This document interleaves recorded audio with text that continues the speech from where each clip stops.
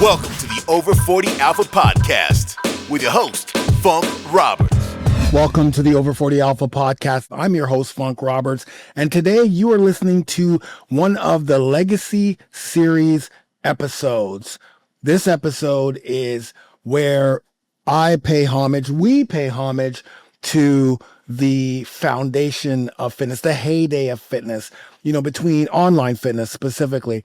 Because between 2007 and 2013, that window of online fitness was like the 90s hip hop, right? It was the heyday. That is the time where in fitness, as a fitness expert or, an entrepreneur, we would help each other. There were so many millionaires that were made during that time, but not because we would fend for ourselves, because we helped each other. And with helping each other, we helped millions of people stay healthy, get healthy. And during that time, there were the OGs, the ones who really stood above the crowd in whatever realm that they did. And, as you know, I give away my legacy guitar. And today we'll be giving that away to John Rowley. John is one of the powerful men behind the online fitness industry back then. I mean, he had, I think to this day, old school New Body. If you remember that program, that still to this day is the number one fitness program ever sold on ClickBank. ClickBank was the platform that we all used, right, to put our digital products on. And from the digital products that were on, we would all promote each other's products to our own list. That's what ClickBank, and to this day, that's what ClickBank does, not just fitness, but all kinds of products. But it enabled us to help others who had a product that they were launching, and also help ourselves, because as affiliates, we also make money. So for them, they're making money. They're building their list. They're building their customers. They're able to help people who are interested in the programs. And for us affiliates, we would help them. Right. We would help ourselves because we're trying to, make money as well. But we were promoting products that we knew had integrity, because that was the other thing during 2007 and 2013. The products that were put out during that time had integrity. What do I mean? They were freaking amazing products. And if the product wasn't as amazing when you bought it, then whoever sold you that product, or whoever's product was always upgrading it, always upgrading it. That's kind of like my mentality that I've taken away today. But again, we're talking about John Rowley here, and he was one of the OGs, like the original during the Mike Gearys and the John Benson and all of those guys during that time. Rob Paulus, like those were the OGs, the guys who kind of took this industry online by storm. But John was more than just the fitness guy, right? He was known for merging his faith, merging transformation and lifestyle into the fitness world. He had lots of appearances on Fox News. This guy used to own the gym that was in Pumping Iron. So he was in the bodybuilding scene as a gym owner, and also promoting the IFBB in the back end. So he knows everybody. I mean, the name drops, you'll have to listen, but the name drops and some of the stories that he has are incredible, specifically during that time. But he had appearances on Fox News. He had a best-selling book called The Power of Positive Fitness. And this is all before he jumped into the online space, where he created collaborations. He helped with product launches. He mentored, right? And, his story of resilience, because it wasn't all smooth sailing. There were a few times where he was at death's door, literally knocking on death's door. Once when he was younger, and again, but you're gonna have to listen to this incredible story. And again, he's back from the ashes once again with this new product. But I really, for me, John was one of those guys where when I knew of him, because this is almost like not the first time we've met, but back then I just, sometimes you look at some of those online fitness guys and they're like untouchable, right? Like I'm like a second generation of online fitness. The first was the Mike Garys and he'll throw out some names during that time. Vince Del Monte, who I've had on here. I'm a second generation, like um, that whole second generation of online people who, like I said, was just we had such an incredible run of helping people. And John was always at the forefront. I mean, he was winning affiliate contests left, right, and center. Him and his son, Jim. He's helped me with my product. I promoted for his product, Old School New Body. And it was just kind of like he was one of those guys that like I would always say, like every time I would always say, man, this guy always helps people. Like, who is this guy? And throughout the years, he's always been around. And today in this episode, I am so honored to have him to share his story, his journey, and hopefully to inspire you, right? Because as much as we give flowers to people when they're alive, which is what the Legacy Guitar Award is all about, giving people flowers when they're alive, not when they're dead, even though he was knocking on heaven's door a couple of times. Listening to these entrepreneurs in the industry and hearing their story and hearing how many times they've had to pivot or how many times they've had to rise from the ashes, how many times they've had to, not be resilient. Those are the type of things that I hope you take from these stories, right? I hope you take that. Yes, I'm talking about the heyday of fitness, but I'm also talking about how these guys are able to be resilient throughout all of this time. And I hope you take something from this. John is an incredible, incredible man with an incredible, incredible story. And I hope that you enjoy this episode. I know you're going to enjoy this episode. I'm excited to have him on. And listen, guys, enjoy the podcast because you're going to learn a lot. Welcome to today's podcast, the legacy series of the Over 40 Alpha podcast. This is where we pay homage to the legends of the online fitness world, specifically between 2007 and 2013, which I believe was the foundation of online fitness. And today, my legacy leader is John Rowley. He is a powerful and was a powerful figure behind the scenes and in front of the camera in the fitness industry. He was known for merging faith, merging transformation and lifestyle into the fitness world, and really made deep connections, not just, on his appearances at Fox News and with his best-selling book, The Power of Positive Fitness. But I'm telling you right now, he helped so many people get their message out through the collaborations, through the the affiliate product launches that he helped with. I mean, he made so many millionaires, it's insane. Anyways, today I am so excited to actually talk about and learn about the legend who is John Rowley. Welcome, John, to the podcast. Well, thanks for having me on. I really appreciate it, and it's a great honor. You're one of the good guys in the industry, so I like staying connected with you. Absolutely. Thank you. I appreciate that very much. Okay, let's get started. So before we get started, I was going through some old emails. I keep all my emails. Like on Gmail, I got emails from 2005, I think still. So I started going through all the emails and I started looking at all the affiliate launches that were happening.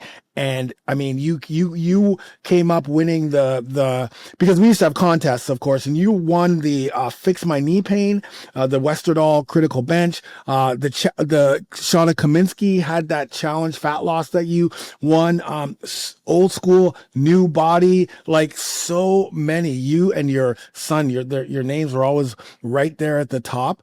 And that to me was such a powerful message for the time that we lived in during that time, how we helped each other, right? We literally helped each other make money. We helped each other help other people transform. So I just wanted to say thank you very much for that. And that's amazing. But why don't you take us back? Like, how did you even get into the fitness industry from the beginning? Well, this may take a while. I'll try to give you the abbreviated version. That's okay. I started off as an athlete. So I grew up in a neighborhood where there were some athletes, but it was more like the Little Rascals meets The Sopranos. You know, I don't know if you ever heard of Michael Francis. He's all over the internet these days. Former mob boss turned good guy. Yeah. He was one of my neighbors on and off. He was in and out because of his father's lifestyle. So I used athletics to really change the course that my life could have gone. So then I went to college on a scholarship. I was a high level athlete, collegiate athlete. And then I had a near fatal car accident. The night before I was supposed to go back to school, I fell asleep behind the wheel of my car. Not from drinking or anything. I was exhausted. You know, back then amateurs were really amateurs. So I was working, very long days as a janitor and then training 3 times a day. And so anyway, went out, fell asleep behind the wheel, lost my nose. My hand was back here. Every rib was broken, breastbone split in half. My left leg was damaged so badly they said I'd never walk again. And I spent some time I spent a long time in bed recovering. They just sent me home to die. Back then they didn't have rehab. Yeah. They just sent me to die, but I refused to. So make a long story short, I was on a walker for quite some time, and I took a bunch of my dad's ties that my brothers got for me, lowered the walker down the steps, and literally had a goal of 1 crack on the sidewalk every day in New York. And that's how I learned how to walk again. Fast forward, I decided to enter Manhattan real estate from a janitor. I didn't finish college. I didn't have a degree. I just knew that I needed to change directions at that point in my life again. So when I was in my late 20s, I went to Manhattan real estate, ended up becoming the youngest senior vice president of any major real estate company in Manhattan. I worked for Harry and Leona Helmsley, who back in the day were, big. They owned the Helmsley hotels and everything. Very good friends with Barbara Corcoran, who's now on Shark Tank, and her and I have been friends for decades. Then to fitness, I bought R&J Health Studio, which is where Pumping Iron was filmed. And that was the gym I went to rehab my body. So I went there. Back then, there were not many gyms. This was an old, Brooklyn neighborhood gym, but it was iconic. And everybody from Dennis Tenorino, Lou Ferrigno, like everybody is trained there. Arnold, everybody is trained there. But it was the home to many. And Leon Jones, I don't know if you remember that name, but if you open the book Pumping Iron, he's the last spread, the centerfold of the book. He was one of my members at the gym, so anyway, so that was my entry into the fitness industry per se, as a gym owner. So I quickly became, we started promoting NPC shows, but I was quickly on the international board for the IFBB, the International Federation of Bodybuilders, National Physique Committee. I expedited everything from the Olympia to the Night of Champions, was deeply, deeply involved. And then had the gym, did that, and made a lot of good friends that way. And I got to know a lot of really, really good people that way. But in 95, I didn't like the direction bodybuilding was going. And I had young children. The industry was becoming very perverse. And I had young daughters and sons. And I didn't want them to be around it. So in 95, I got out of the bodybuilding industry completely. Moved to North Carolina. One of my kids to have a better life. We moved down here. And then I did real estate for a little bit. Then I started a painting company, grew it to be one of the largest in the country. Ended up being on the cover of a magazine for the most successful company in the country, or most well run, or however they worded it. And but during this whole time, I stayed in shape. So like even in Manhattan real estate, I worked crazy hours. I get into the office no later than 5:30 or 6 a.m. And if I needed to work out, and if I knew I couldn't get a workout during the day, the workout was at 3 a.m., even if I had to go on 2 hours sleep. So it was really, for me, fitness has always been a discipline. It's been the foundation of my life. And another thing I've learned is those disciplines carry into every other area of your life. So, you sacrifice to go to the gym at 3 a.m. You do the same thing for your family. You do the same thing for work. So the progression from there was, we grew the painting company. I knew I was going to become an author. And so I wrote 2 books that became bestsellers. Mark Victor Hansen wrote the foreword for the one, and Lou Holtz wrote the foreword for the second one. And, wow. But I wasn't making any money. So I had 2 best-selling books. I had a painting company that was doing really good. And then 2008 hit. I was a motivational speaker traveling around the world, South Africa, everywhere. I've traveled everywhere as a motivational speaker. I was blessed to be taking Zig Ziglar's spot in some of those arenas. He was a mentor of mine. I'm still friends with his family today. They're just wonderful people. So I had blessings there, but then 2008 hit and took the legs out from everything. All my speaking gigs canceled for 3 years. Like everything canceled. There was nothing happening.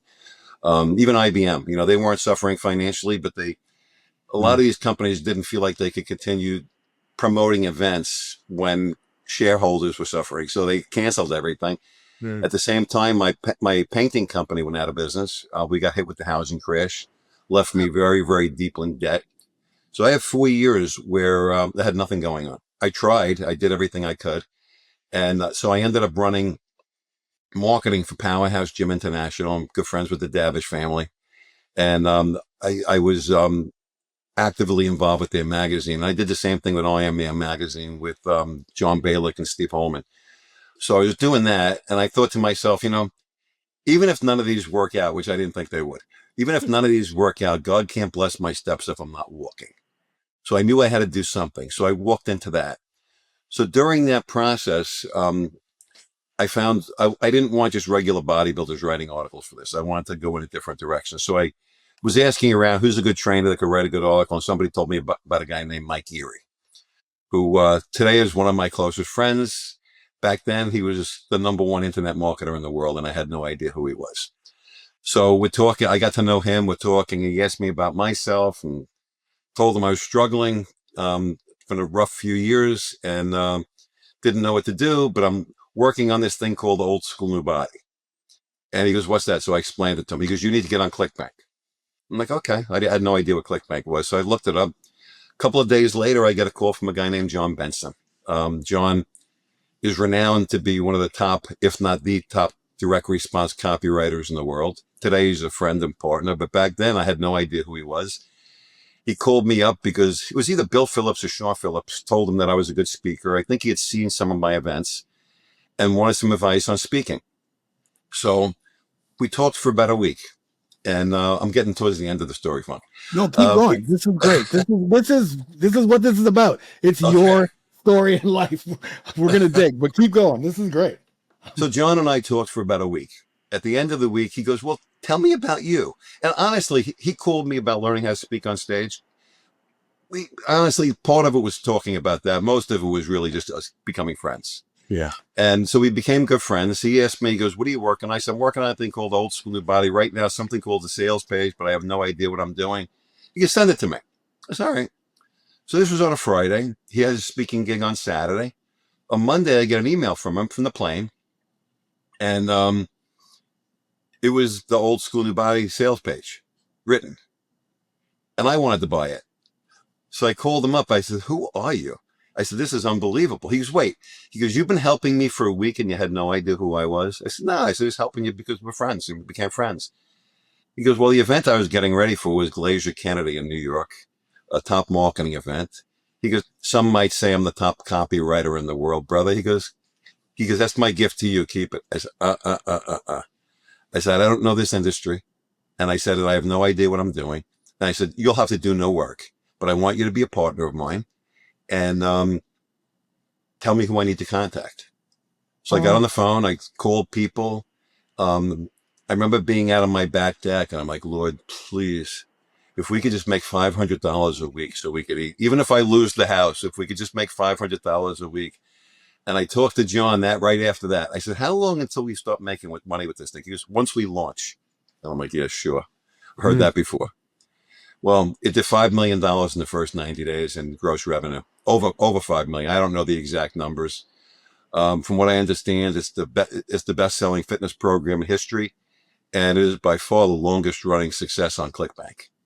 Yeah. So during that process, we hit it pretty big. We did pretty good.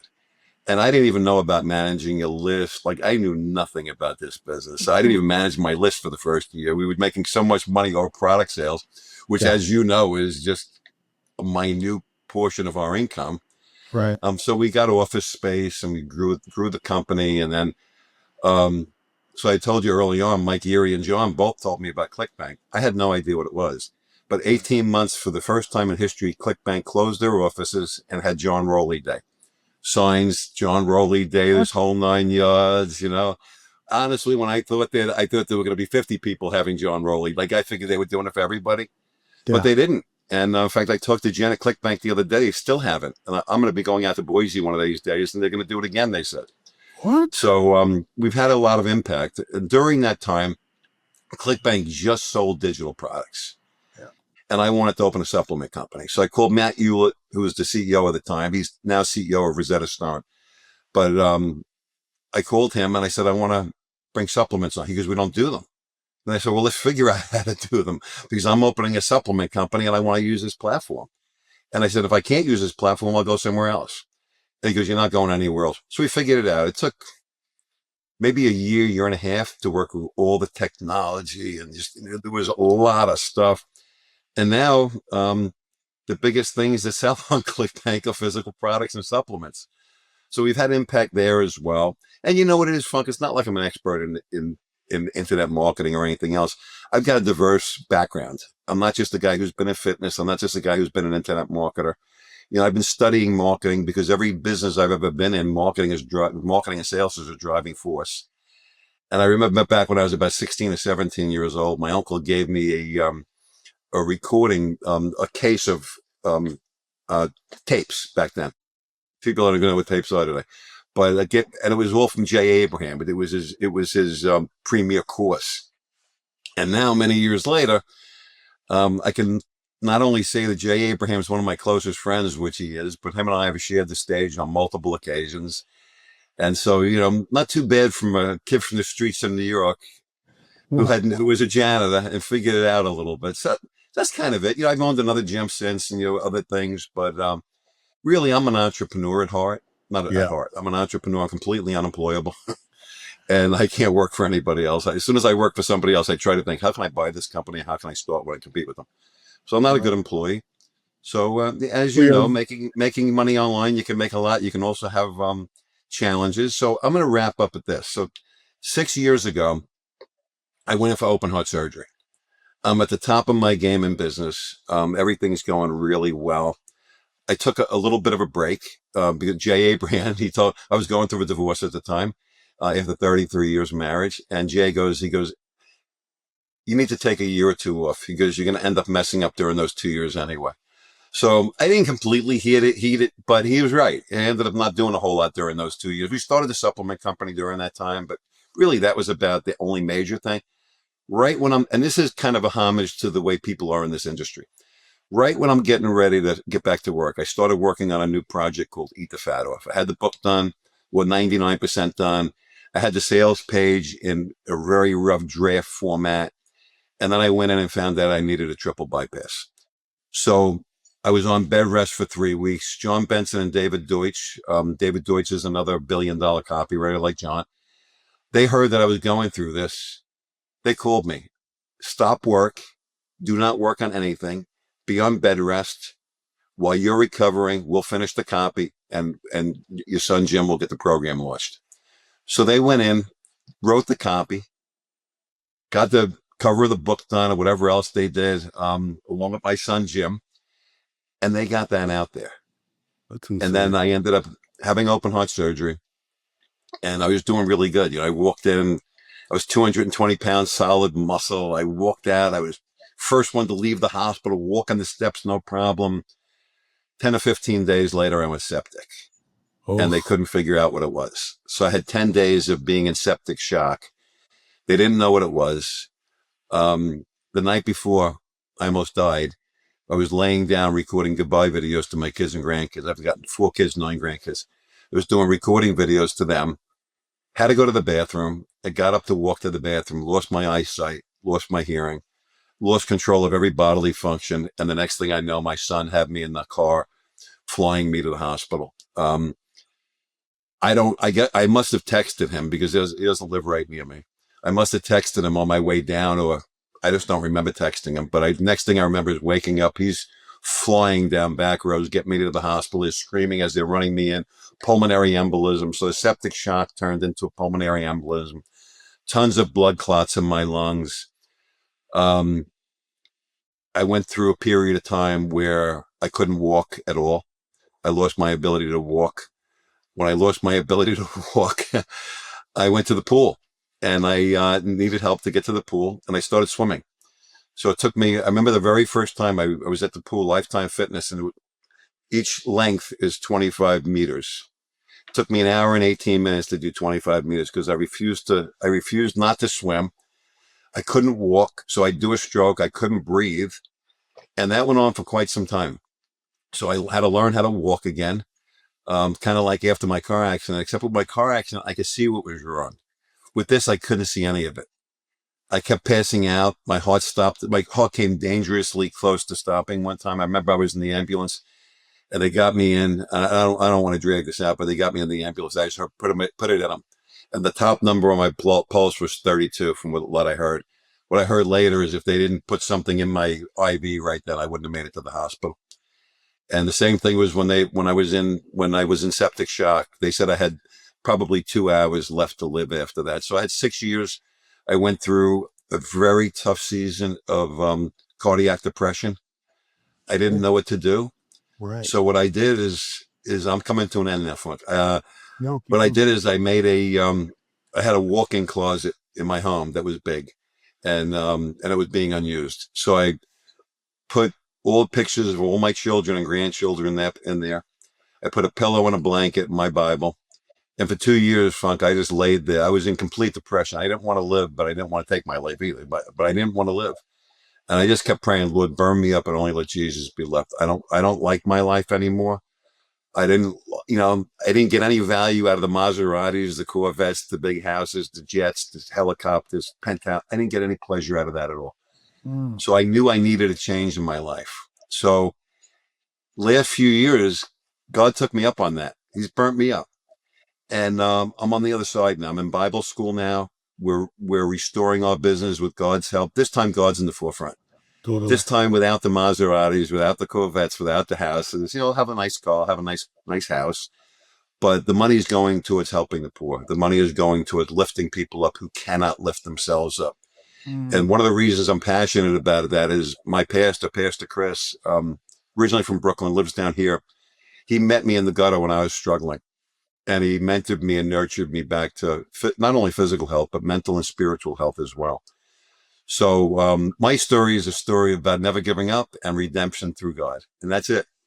Wow. Like that's, thank you for that. That there's so much to dissect here, which we're going to go through. But the one thing that stands out to me with this story and the fact that like the John Rowley that I know is the one who helped people, because I didn't know a lot about the background because I was just getting into the online fitness world, right? So I was just getting into it as you were already there.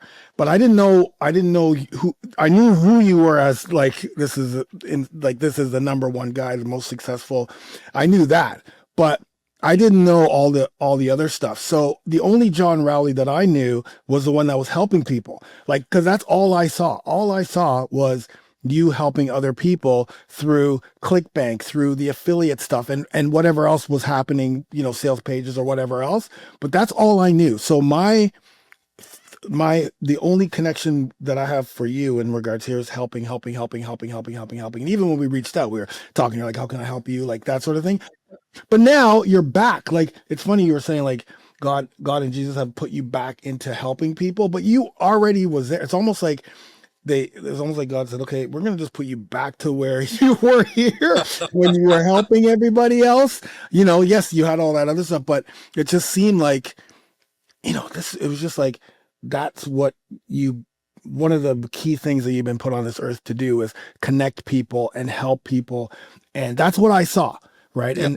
And this story that you're saying and telling me is literally from, the spiritual side and God's side is like, oh yeah, God's like, oh no, we're going to put you back where I need you to serve again. I need you to serve, in any other way. So, I really appreciate, but the fact that you have to go through everything that you had to go through. So you talked about like the resilience piece, right? So it's always getting knocked down and getting back up, right? That's one part of your story. Yeah. Right. Sure. So how old are you? How old are you right now? 65. 65. So as an athlete and you get into this accident, how old were you when you got into that accident? 19. and now you can't walk, you got no nose, your arms freaking, your hands all the way back. Like, what was the driving force at 19 years old at that time? Because I mean, you just lost the ability to play the sport that you were going to university for, getting, you're moving forward, and this is exciting. I know as a 19-year-old, like I was a professional athlete, but as a 19-year-old, I was also someone who, got universities looking at me, and all of these things. And what was that driving force that made you not quit and find a way to move forward? Where did that come from? Your parents? Who like, where did that come from? No, not from my. I love my parents. No, it didn't come from my parents. It was funny. I was asked on Fox National one day because the lady knew my backstory. She lived in one of the buildings that I used to manage when I was in New York real estate, and several years ago I was on Fox. She was doing it. It was like a 20-minute interview, and she asked me. She goes, "Was it faith that got you through?" And I was like, "No, not back then. Back then, just faith in myself. I didn't have faith in God back then, but I have faith in myself." The doctors told me I'd never walk again. They told me I would never use this arm again. It was broken so badly.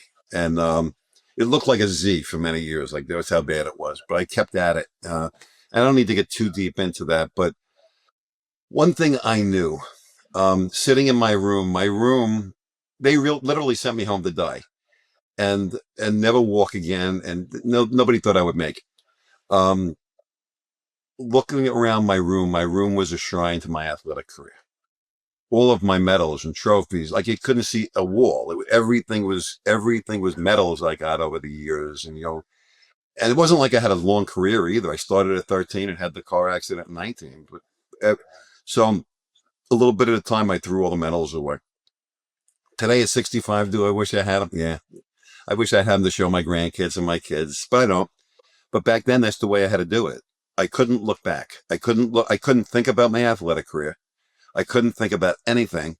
I had to get the trophies out. Like, everything had to go. I could not look in the rearview mirror and drive forward. It wasn't happening. So I knew I was going to live. I knew I was going to walk. I knew I was going to use my right arm again. I knew that my nose would heal up, which it did. I was blessed and ended up having an intern who at the hospital who ended up being the top plastic surgeon in the world a few years later. So I was really blessed with that. But it was just an internal thing, Funk. I don't give up. I don't give up on anybody, and I don't give up on myself. Now, do I have down times? Yeah, down, like you heard me. I hid in my closet for 2 years. But I also wasn't giving up at that point. What I was doing was giving up. I was giving myself up. But I wasn't giving up on myself. And I knew during that period of time that, yeah, you're right. I am a generous guy. I like to give, and I like helping people. I hate unfulfilled potential. I hate it. I also could have done a lot more good. Like, I didn't introduce a lot of people. Yeah, I did. BioChoice gave me the Go Giver Award, and they created an award named after me and all this kind of stuff. But the resources God gave me, I could have been helping people less fortunate more than I did. I could have been serving. I could have been putting money in where there's boots on the ground people who were serving the poor, helping with human trafficking, things like that. I could have made better use of my resources. But going forward, I will. Going forward, I'm not interested in the awards or the cars or anything else. I just want to be able to help those who can't help themselves. And I think even back then, it wasn't as like it's easier for us to see and know how we can help the underprivileged, to know all these things now because the internet, like back then, it was very difficult. I mean, once in a while you turn on TV and then there was that commercial with the kids in Africa. Like, that's really all you know what I mean? Like, it means specifically for me, now it's easy to see all of the different ways we can help. But back then, I don't think it was as prevalent as it is now. Sure, So it wasn't. So let's move in. So after Jesus, you rise from the ashes, you're back, and now you're in this pumping iron gym. What was that like? Like, I mean, seeing all of these legends coming in and out of that gym, or being part of the gym that was in like a legendary movie. What was that like? Like, what drove you to make that purchase? Well, what it was I trained there as a kid, and I was in Manhattan real estate. I had the resources to pull it off. And I happened to be driving past it one day. I'm like, wait, that's the old gym. I was cutting through Brooklyn, coming back from Manhattan. That's the old gym. And so I went in there, talked to the owner, and he goes, do you want to buy it? I want to sell it. So he throws a price out at me. I counted with another price. I said, call me if you're interested. Called me the next day, jumped on it, ended up buying it. But so Pumping Iron wasn't filmed there when I owned it. It was filmed when I was a kid. But I bought it. I was probably, I guess, in my late 20s when I bought it. Um, and it was, well, yeah, right around there. It was surreal. I had Larry Scott, calling me, Yeah. and he goes, I'm training some of the guys. He'd come in and do seminars at the gym. And, I became very, very good friends with Lou Ferrigno, Arnold, all those guys, Franco, Sergio Olivia, Oh, my favorite, um, all-time favorite. yeah. And I didn't get into the bodybuilding industry like slowly. I called Wayne D'Amelia the first day I owned the gym. I said, Wayne, this is John Rowley. We kind of knew each other a little bit because we worked out at Bev Francis's gym on and off before this. So I knew him a little bit. So I called him up and I said, I want to get involved with the IFBB and the MPC. He goes, at what level? I said, the highest level I can start. So I started immediately. Like within a couple of weeks, I was backstage at like the Olympia and the Night of Champions expediting shows. I started an MPC show called the Brooklyn Classic, which is still in existence today. I sat on the board, I was a high level in the MPC and the IFBB. Backstage, Gregory Hines, the tap dancer, he's hanging out with us, and Dorian Yates and Lee Haney, which are all friends today. Lee Labrada. I think I mentioned Sergio Oliver, Franco, Arnold, Tom Platz, who's still a good friend. Um, Flex Wheeler in there. oh yeah, Flex Wheelers. I didn't particularly care for him back in the day when we were. Okay. I loved his physique. Yeah. He was just challenging to deal with as an expediter. Yeah. But he had a great physique and he was a nice enough guy, Yeah. But yeah, Flex Wheeler, Ronnie Coleman before Yeah. before he became Mr. Inley. But I know Ronnie since he was an amateur. Rick Valente, Wow. all of them. Yeah. Frank Zane, still a friend. I know all these guys. And I know them all very, very well. And that's how over the years later, I ended up becoming friends with Dwayne Johnson, like all these other guys. Being involved with that gym and real estate kind of at the same time opened a lot of doors like that for me. Right. Wow. That's incredible. And then from there, you moved into, I guess you had the book, but then 2008 happened, right? So that was a big crash. I mean, a lot of people suffered during that time. And so you lost it. You let go of the gym. Is that what happened? Yeah, I closed the gym. You closed the gym. Okay.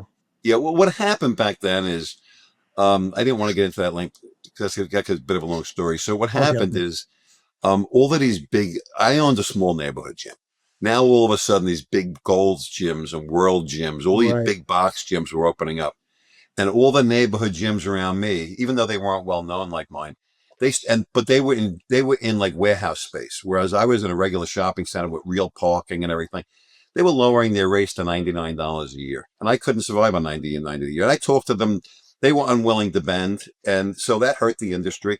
So I went back to the original location because I wasn't in the original location. So I went back to the original location where Pumping Iron was filmed, and instead of being a 1,200 square foot gym, a 2,000 square foot gym, whatever it was back in the day, it was a big food store. So the guy opened up this big food store. I negotiated with him. We were going to move the gym there. I had spoken to George Butler about doing Pumping Iron 3, which we had talked about, and that was I think they ended up changing it to Generation Iron later. But yes. Yeah, we had Lou Ferrigno do a comeback when he was in his 40s for the Mr. Olympia show, and I supported Louis with that. We were going to do all of that. And then the deal that I cut with this guy fell through. That's a long story. He just wasn't a good guy. That deal fell through. I had already given notice at my other gym. I had nowhere to put a gym. Plus, we were bleeding money at the time. It was just, there was no way to stay open. So we ended up closing it. I had a career in Manhattan real estate, and I just continued with that. Yeah. But and I also continued with the IFBB and the MPC promoting and doing things along those lines. Yeah. But that's kind of how the gym closed. So during these times of I think there may be a lesson here. So during these times when things fall through or, things have to close or what have you, again, I'm going back to the mindset, but, I find that today, whether it's fitness or whether it's just in general, when negative things happen to most people, not all people, but to most people, it's like that's the anchor that they hang on to, as opposed to let go and okay, that didn't work. Let's move forward, right? Like that's gotta come. Like, I mean, what is in your mind after things fall through? Like, you know what I mean? Like something falls through. It's like, okay, all right, it sucks that falls through. It's shitty that it falls through. But then is it like, I'll be okay, let's move on? Or is it still hanging on to that, bad thing that happened? Is it a combination of both? I just think that a lot of people hang on to that anchor that pulls them down and not let go and kind of move forward. But one of the things, like, let's take 2008, for example. Yeah. I could have went bankrupt, and which most people in that industry did go bankrupt, and I could have gone bankrupt. And it was difficult. I don't want to say it was easy. It was very difficult. We had 4 years with no car. Like, I had to walk everywhere. Um, but I always knew that I was very cognizant of the fact that my children were watching. Wow. So I Huge. didn't want them seeing me give up. I didn't, even though, yeah, it was, you struggle. I didn't want them seeing me cave. I didn't want them seeing me give up. Fast forward to this one, being sick these years. My son Jim in particular, he's president of my company, but him in particular, he was with me 3 times a day. Like, he was bringing me to the doctor, making sure my meds were managed, like, whole 9 yards. But I still didn't want them seeing me give up, even though I was crushed and falling apart. But this time it's a different dynamic. It's my grandchildren now. I've got 9 grandchildren who were watching. So they knew that I was struggling. They knew that I was in a state of deep depression, which turns out it was cardiac depression. But for me, a lot of it is, I know my kids are watching, my grandkids are watching. Another thing is with me is I'm resilient. I do not look back. I know that if I know I can overcome things. I know I can move forward. Like, when I went into Manhattan real estate, I literally interviewed 300 companies. I was in my late 20s, interviewed 300 companies, found one company stupid enough to hire me. It turns out they're the largest company, the third largest company in the city. Within a month, I'm best friends with Barbara Corcoran. But my first night at work, I had to go to a board meeting for 7 Park Avenue. It was a building that Mr. Helmsley owned. And so I go to this board meeting, and my boss tells me, he goes, don't let anybody don't know that you don't know what you're doing. I said, well, what do you want me to do? He goes, just take the minutes. Okay. So the next morning, we're in the office. Meeting went okay. We're in the office the next day, and he shouts across he goes, Mr. Rowley, can you have the minutes on my desk within the hour? I said, do you want better one than that, Mr. Harris? 72 minutes. Oh, he laughs, jokes. I go into my office. I had no idea what minutes were, Funk. I timed the friggin' meeting. But I ended up becoming the youngest senior VP in Manhattan real estate. Barbara Corcoran wanted to open a company with me. If I didn't move to North Carolina, I would have been partners with Barbara. She wanted to, we were looking to buy her a year. She does brokerage, but didn't do any property management. So we were looking to buy a property management company. And which is how I lost my first job. That company that hired me, I worked for them for 8 months later. I walked in and offered to buy the company. And he goes, you're kidding, right? I said, no. He goes, wait. He goes, you were just a janitor 8 months ago. I said, I know, but today I want to buy your company. And he fired me. Just the janitor, no, has no clue about minutes, and yeah, he months 8 months later, you want to buy my company? Get out of here! Exactly. Sometimes ignorance is your best tool. If you don't know you can't do something, you can do it. That's incredible. So now we're in the heyday of online fitness. Pretty much, I would assume that you were one of the first, specifically if you had just met Mike Geary, who at the time he was, like, I guess the OG, both of you. Yeah, for sure. And then old school, new body. I promoted for that, for sure. And yeah, of course. I mean, of course. Old school new body made a lot of millionaires. Yes. But and then so that time though, like, so this is where kind of like my whole philosophy behind the legacy series of online fitness, because looking back at when we were in that era, 2007, 2006 to 2013, I think things really changed around 2013. During that era, it was all about helping each other, right? Like, I mean, example, Mike Geary, right, helping you, and then John Benson, and then you know, like sending you the sales page, like no, we're gonna launch it right away. Like it was all about helping each other. What do you remember about that time? Like what the 2006, 2013? You know, what I what I remember about that is and I've said this from the stage at Traffic and Conversion. I have never been in an industry where people want to help you. They all want to compete against you or hurt you or pull you down. And then I get into this industry and everybody wants to help, you know, and I became friends with, you know, all the top guys very, very quickly. You know, John Benson was a partner of mine day one. Mike Geary, him and I partner on stuff, and still work very closely together. Um, Joel Marion, Josh Bozzoni, Rob Polos, they're all very, very close friends of mine still to this day. Sean Hatzel, Vince Del Monte. Yeah, I can go on with the list. Mike Westerdahl, you would have mentioned. Like, if I, guys, if you're watching, if I'm missing your name, forgive me. But Yeah, Elliot, everyone. but there was about from back in the day. There was probably about 30 of us that was at the core. Yeah. So 20 to 30 very large marketers. And, you know, every year we'd meet at Traffic and Conversion. You know, we'd go on vacations together, you know. BioTrust gave me a Rolex. Like it was a lot of fun. Yeah. And so what I remember is, yeah, everybody wants to help you climb the ladder of success instead of pulling you off of it.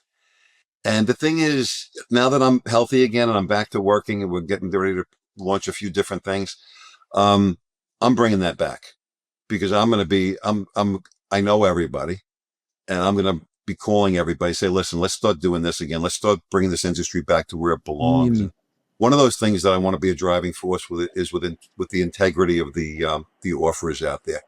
Yeah. That has, and as you know, since 2012, 13, 14, the integrity of the offerers out there has fallen by the wayside. There's no integrity anymore. It's like we say whatever we want to make money. Well, I'm working on 2 offers right now, and I know God's going to bring them to number 1 on ClickBank. I know it. And the reason he's going to is not for me. We're going to show that you can do it right. And whether I go to number 1 on ClickBank or not, I'm doing it right. Yeah, and that's I think that's it. It's all from how it makes you feel in regards to, like, you know, you're doing this right. You know that you're ensuring that the integrity of your product, program, what have you, is top quality. And that's what I brought out of that whole time. Like you said, like during that whole time in fitness, I always ensured that my products, my programs, my membership, whatever it was like of the highest quality. Like 100%. That's why I started off saying you're one of the good guys. Oh, thank you. Like, I don't do everybody's podcast. I get asked to do podcasts, so I don't do everybody's podcast. I don't necessarily want to promote them. Right. With you, I jumped on it because I want to support what you do because I believe in you, and I love the integrity that you bring to the industry. I appreciate that. That means the world to me, man. I can't even. That means the world to me coming from you. But now, like, let's talk about now. Let's have a little sewing circle, a little bitch session, just for a few minutes, right? Because, you know, over all of these years, specifically now, there's a few things that happened during 2006, 2013. All of our programs were also results driven, right? We wanted to make sure that people got results. That's why the integrity was there. That's why, let me add a nutrition part of now. Now I have a workout, but let's add nutrition to this program.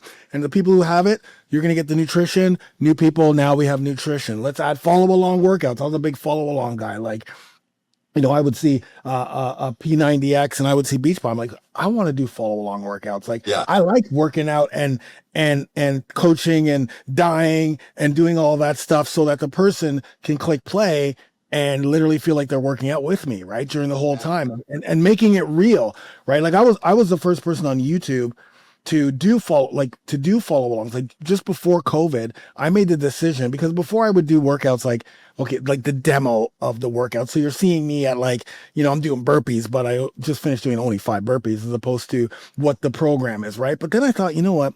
I'm just going to be me. I'm just going to be who I am. I'm going to do follow alongs on YouTube. And if people like it, they like it. If they don't, they don't.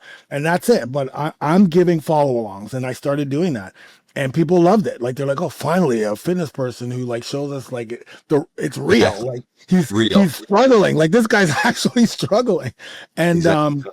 and so that's kind of like where I came from, but and come from still. But man, like I can't understand why we are the unhealthiest ever. Like I'm from Canada, you're the US. In North America is the unhealthiest ever. Meanwhile, we have so much information. We have so many fitness influencers, experts, what have you, and so many guys like bringing each other down. Like there's channels where guys just literally like destroy other fitness people.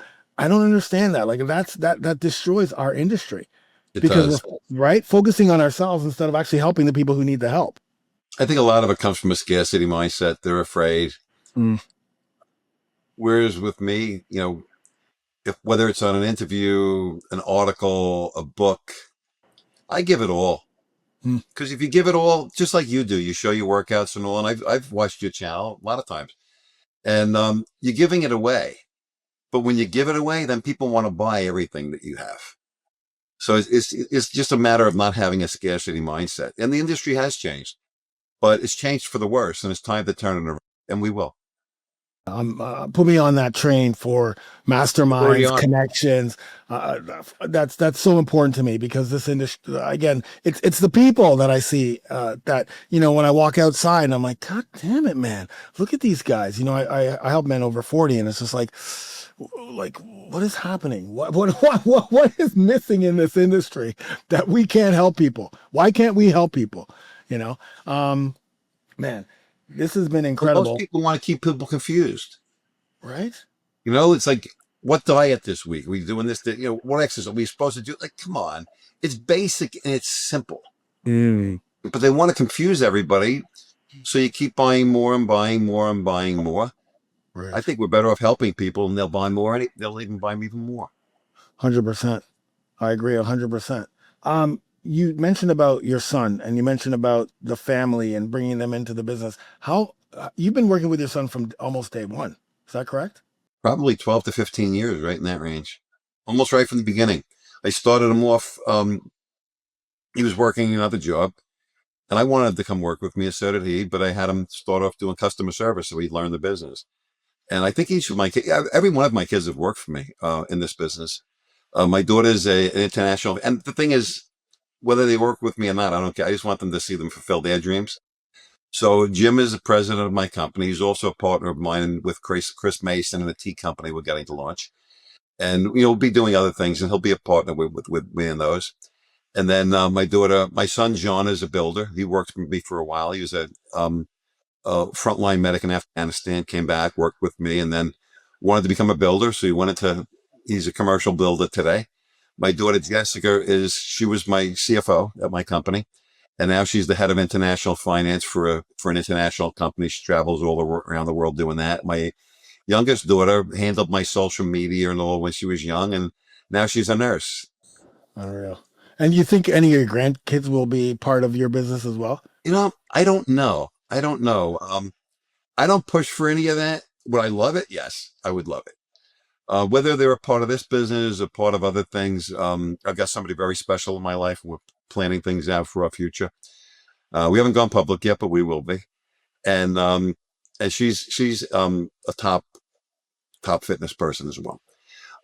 So we've got plans, how to help people, and those things I'd like to see my kids get into. Things where we're giving back, whatever at whatever level they want to be. But as far as my business, yeah, if there's something they want, yeah, I'd love it. But if not, I just want them to do what they want to do.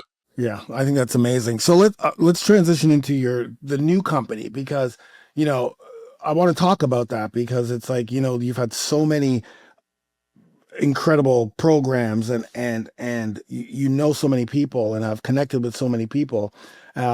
You're just getting out of this kind of like dark time, and now you're back up and you're back. Never left, but you're back. What is the new product? What is the new company? I know that I have it, and my mother-in-law's coming this week, so she's gonna have some of it. But talk to us about it. What is it? Well, first of all, we are expanding our digital marketing company, so we've got offers coming out with that. We've got minimum 2 offers within the next few months coming out. But the new company is a tea company. So a couple of years ago, it's got to be a year and a half, 2 years by now. David Deutsch was at an event, and he's top copywriter. He lives not too far from me, and him and I are very close. And some guy walks up to me, because I've got this amazing tea. It's got amazing health benefits. It's out of Thailand, blah, blah, blah, blah, blah. Who should I go with? He goes, 100% John Rowley. So I get the introduction. We talk. I said, listen, Chris, I said, I don't have any money to invest in this right now. I've been sick for 6 years. I'm just not in a position to really do this at this point. Because I don't want your money. Because I want you for the marketing and to be the spokesperson. So, so I got 50% of the company. I gave half of my 50% to my son. So Jim's got 25%. I've got 20%, 25%. And Chris is the majority partner. And, but before I did it, I had to use the tea as a top adaptogen. I honestly, at the time, I didn't even know what an adaptogen was. I had to Google it. Tried it and I felt the difference. So what I did is I called Chris up. I said, I want to talk to the lady who owns this farm in Thailand. So we got on the phone with her and I said, listen, if I do this, I want exclusive rights to this tea. I want it to be only us. I don't want any competition. And she agreed. And I said, okay. I said, once we reach capacity with your farm, there are other farms that have the same exact thing, same exact soil. She goes, John, she goes, yes. So we're going to do that. And while I'm talking to her, I had never told this to anybody, other than people who are really close to me. As I'm talking to her, I Google what's the Christian population in Thailand, and it was 1.3%. So it's a dual goal. I want to be able to, yes, grow a healthy tea and help people and expand this business. And we've got other teas over there we can get, and we can source honey. And we've already looked into all of that. Basically, we're building it out as nature's pharmacy. Instead of supplements, it's going to be natural products that bring health and wellness to people. But at the same time, secretly and not so secretly, I'm hoping to be able to use my share of the profits for that to bring Christian workers into Thailand and hopefully spread the gospel of Jesus within that country. But we'll see. God gives you the vision, but he's also got to give you the provision. Man, that's incredible, because I'll tell you a Thailand story. Thailand is like our second home. In fact, is it really? Yes. So I've been to Thailand 11 times. And in fact, November 2nd to the 12th, I'm doing another Thailand retreat. So I used to do Thailand fitness retreats with my wife, and people from, all over the world would come, and we'd do 10 days, not just fitness, but the culture. Because my wife and I went to Thailand back in 2010 just to train Muay Thai, and came back home, and just the experience was life changing. And at the time, who's my wife was now, she had just come back from Thailand, and so we'd met, and she's like, "Oh, you saw you went to Thailand, blah blah blah." We ended up getting together, and we fought in Thailand the very next year, Muay Thai fight. I was the main fight. She was the co-main. We both won. Yes. And then every single year we would go back to Thailand every year, Phuket, Chalong Bay. That's where where the fitness street, it's called, the soy. And we would go every year, like year after until COVID. I even sent my son to Thailand at Hua Hin for six months just to train and become a man, literally become a man. Cause that's what happened when he was there, 22 years old. He literally came back. This is like a brand new changed kid. So now we're finally able to do another retreat. But again, the thing about Thailand for us, every time we went, it was the culture. It was, the night markets and the big Buddha, and like, it's not, and the people and the food, and like, it's not just the fitness part. So every time we did the retreat, people would come and we're showing them, what we love. Right. And literally people would come back the next year. It's like, dude, it's the exact same retreat. Why you're coming back? It's like, no, because I love it. I love the workouts. I love Thailand. I love this whole thing, right? The way we bring people together. And I'm getting goosebumps because I'm seriously like, this is like my home away from home. I go to the Chalong Bay and they're like, everywhere I'm up, funk, you feel like the mayor. It's such an incredible place, but it's the people, the culture. It's unbelievable. So I'll be there with you, buddy. I will be there. I'm looking forward to that.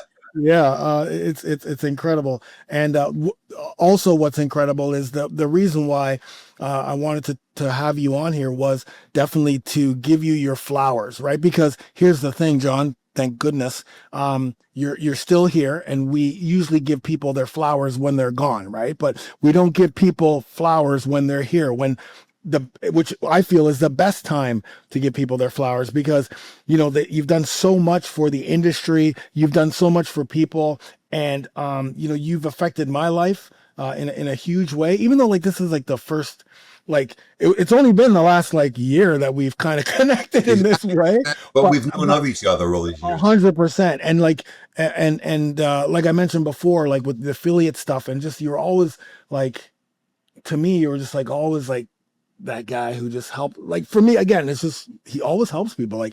Who is this guy? He's always helping people, and so for me, it was a no-brainer to give you this award, because it wasn't just about the fitness side of things and the products, but you were the connector, right? ClickBank was the platform, and still is a platform where a lot of affiliates and affiliate marketing happens. But I'm sure you connected so many people to ClickBank, to each other, bridging that gap.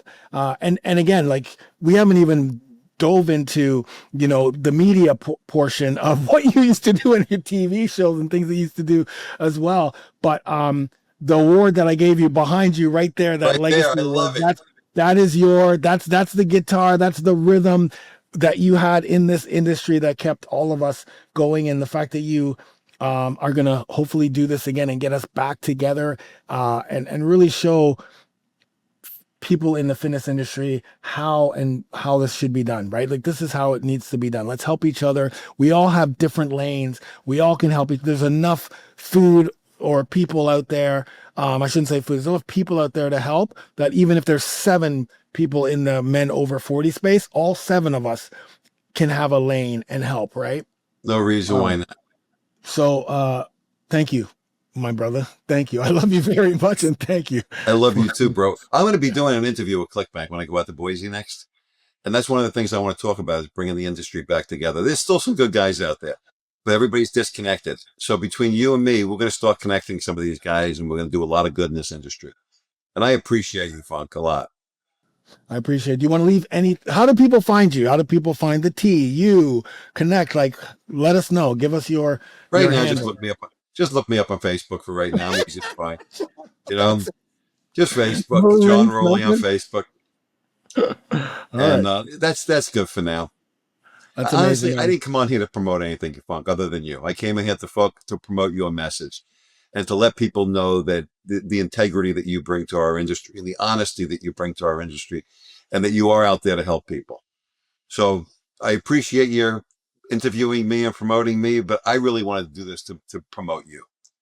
Man, thank you so much, brother. I appreciate that. And more will be revealed, as they say. More will be revealed. Thank you so much, my man. And guys, look up John Rowley on Facebook. Get the tea, man. I will be promoting that tea. So once that's out, you that you're getting a few emails from me drinking that tea. Anyways, I'm the Funkster. Thanks for being here, and we'll talk to you guys soon. Bless you, brother. Thank you. Love you, brother.